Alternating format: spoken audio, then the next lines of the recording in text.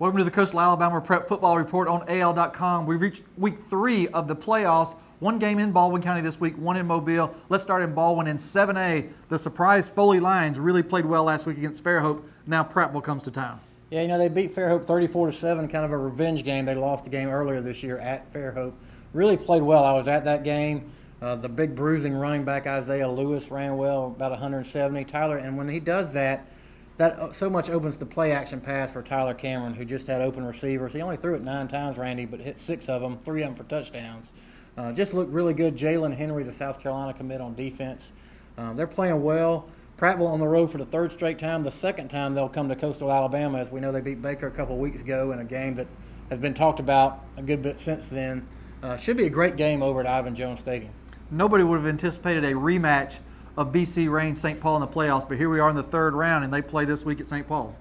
Yeah, you're right. Nobody would have anticipated that. BC Reign, people ask me what's happened to them. I don't know. They've won 5 straight games after starting 1-6.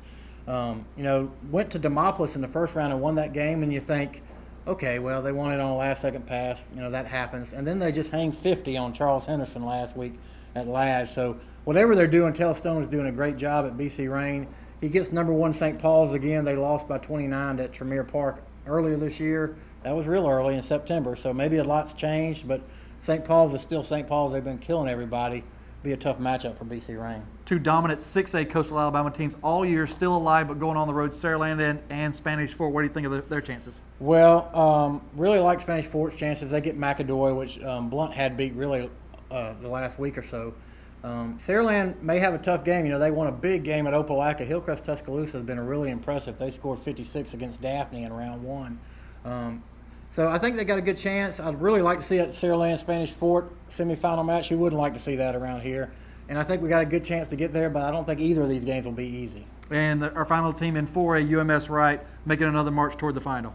Yeah, I like their chances. They got to go on the road for the first time they play at Strawn. Strawn's had some good success in Class 3A, stepping up this year. So both teams highly successful. UMS in the quarterfinals, Randy, for the 15th time in 16 years under Terry Curtis.